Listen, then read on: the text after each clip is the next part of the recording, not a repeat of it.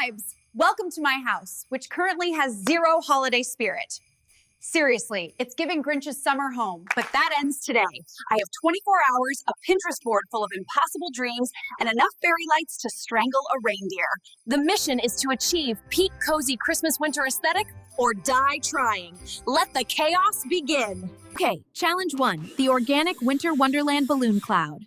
Pinterest says it takes 45 minutes. Easy. It's been 3 hours. The cloud is more like a sad, deflated snowman. Challenge 2, 3D gingerbread reindeers. The tutorial said simple. The tutorial lied. We're gonna call these coal cookies. Very on brand. Santa will love them. Challenge 3, the magical twinkle light canopy.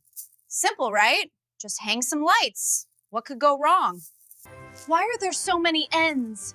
I feel like a Christmas spider caught in my own web. Send help or scissors. Okay, Vibes, it's not Pinterest. The cookies are charcoal. The balloon cloud is specialized art. But let's see how it looks in the right light. But honestly, this mess, it's kind of perfect. 10 out of 10 cozy chaos. We did it.